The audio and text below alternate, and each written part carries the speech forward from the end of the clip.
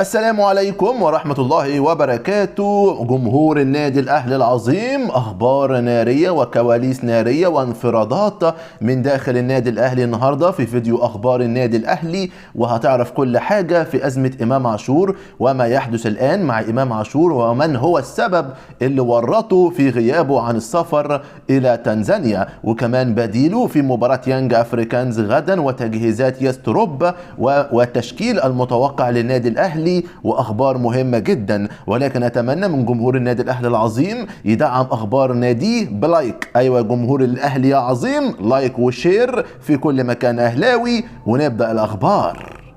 غضب في النادي الاهلي ضد وليد صلاح الدين وتحقيق عاجل عقب العوده من تنزانيا.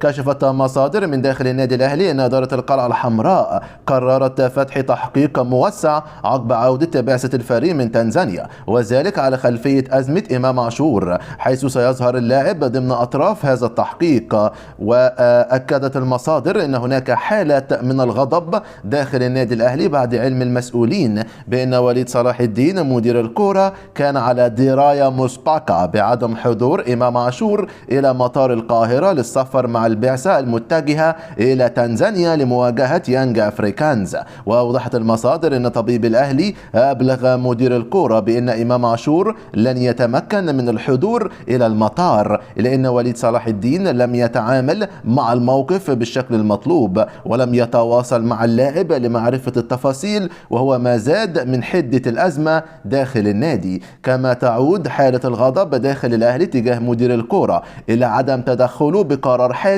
في الأزمة التي نشبت بين إمام عاشور ومحمد هاني بين شوطي مباراة وادي دجلة في الدوري، الأمر الذي أدى إلى وجود حالة من عدم السيطرة على غرفة الملابس. إمام عاشور بيرفض عقوبات النادي الأهلي ومحاولات لإقناعه بالتدريب المنفرد.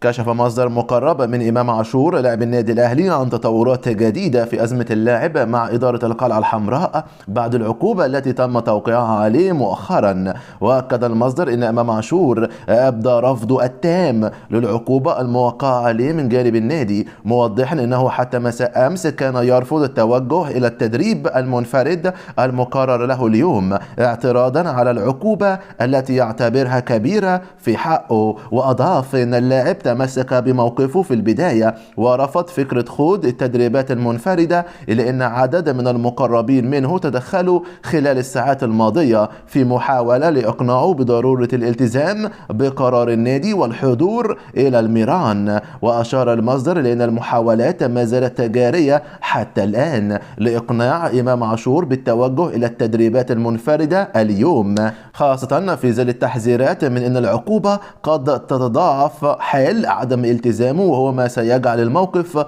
أكثر صعوبة بالنسبة له خلال الفترة المقبلة. وتسعى الأطراف المقربة من اللاعب لاحتواء الموقف قبل تصاعد الأزمة بشكل أكبر في ظل تمسك إدارة النادي الأهلي بتطبيق اللوائح والانضباط داخل الفريق.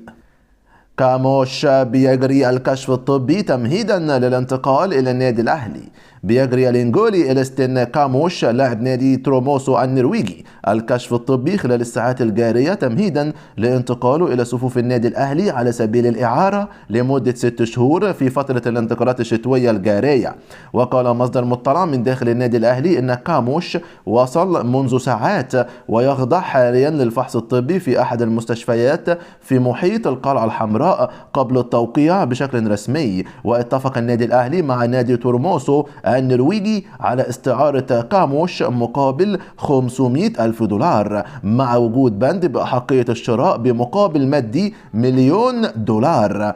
وأعلن النادي الأهلي حتى الآن عن 5 صفقات في فترة الانتقالات الشتوية الجارية، حيث تعاقد مع كل من مروان عثمان من سيراميكا كليوباترا على سبيل الإعارة حتى نهاية الموسم، أحمد عيد من المصري لمدة 3 مواسم والنصف، عمرو الجزار من البنك الأهلي لمدة 4 مواسم، ويوسف بالعمري من الرجاء المغربي لمدة 3 مواسم والنصف، وهادي رياض من بتروجيت لمدة 3 مواسم والنصف أيضا. جراديشار بيودع النادي الأهلي بصورة مؤثرة قبل رحلة الدوري المجري.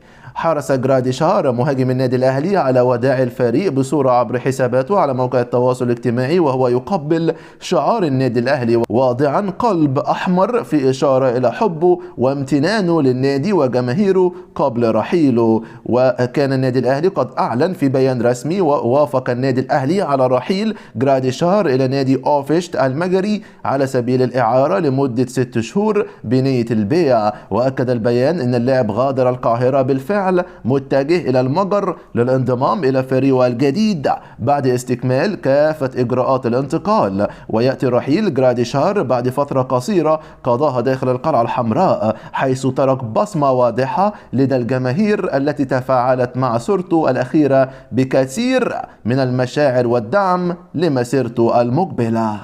النادي الأهلي يحدد إمام عاشور يتدرب في 5 مساء منفرد. قال مصدر مطلع من داخل النادي الأهلي أن إمام عاشور لاعب وسط المارد الأحمر سيخوض تدريب منفرد في 5 مساء اليوم الجمعة بمقر النادي. وأكد أن الجهاز الفني قرر أن يخوض إمام عاشور تدريبات منفردة في 5 مساء بعيدا عن تدريب اللاعبين المستبعدين. قرار حاسم من حسام حسن مصير استبعاد إمام عاشور من منتخب مصر في كأس العالم 2026.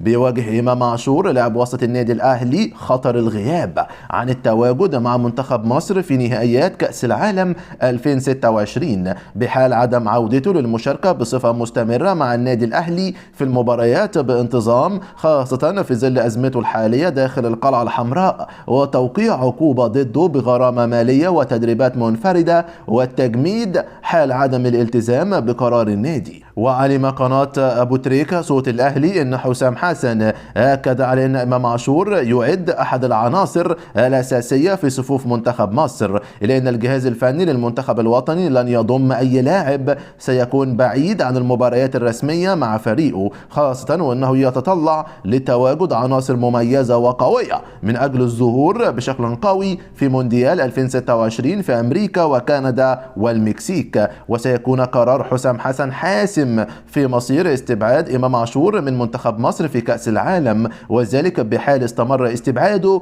عن مباريات النادي الأهلي أو تجميده لنهاية الموسم، إذا إنه سيكون من الصعب ضمه لقائمة الفراعنة في كأس العالم. وفي حال عاد إمام عاشور للمشاركة بشكل طبيعي مع النادي الأهلي ومواصلة أداؤه القوي والأداء الرائع في كأس الأمم الإفريقية الأخيرة، فإن اللاعب سيكون متواجد بشكل طبيعي في قائمة منتخب مصر لبطولة كأس العالم 2026.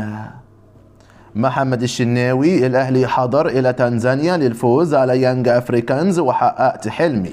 قال محمد الشناوي حارس مرمى النادي الأهلي إن الفريق جاهز لتحقيق الفوز على يانج أفريكانز التنزاني في المباراة التي تقام بينهم غدا السبت في منافسات دوري أبطال أفريقيا. وأكد الشناوي خلال المؤتمر الصحفي الذي عقد اليوم خوض المباريات عقب العودة من المشاركة مع المنتخب في كأس الأمم كانت صعبة، ولكن الأداء بيشهد تحسن مستمر، مؤكدا إن لاعبي النادي الأهلي دائما ما يسعون لتحقيق الفوز. وأضاف: الأهلي سيواجه منافس محترم وقوي بيقدم كرة قدم جيدة، مشددا على أن الهدف هو تحقيق الفوز في مباراة الغد من أجل حصد النقاط وتصدر المجموعة. وتابع: النادي الأهلي نادي اعتاد على حصد البطولات، موضحا أن حلم حياته كان اللعب بقميص النادي الأهلي، ومع تحقيق هذا الحلم أدرك أن النظام داخل النادي بأكمله بيعمل من أجل الفوز بالبطولات، وأن الفريق هو السبب الرئيسي في أي نجاح. وأكمل: وجود عدد كبير من البطولات في خزائن النادي بيفرض على كل لاعب مسؤولية استكمال المشوار وإضافة بصمته الخاصة بالمشاركة في كتابة سطر جديد يضاف لتاريخ النادي، وهذا الأمر يتوارثه الجميع داخل النادي الأهلي من لاعبين وإدارة ومسؤولين. واختتم الشناوي تصريحاته بالتأكيد على أن النادي الأهلي بيفكر دائما في المستقبل، مشيرا لأن اللعب في تنزانيا يكون صعب بسبب الطقس والجماهير والمنافس، إلى أن النادي الأهلي حضر من أجل الفوز وتحقيق الانتصار في كل مباراة.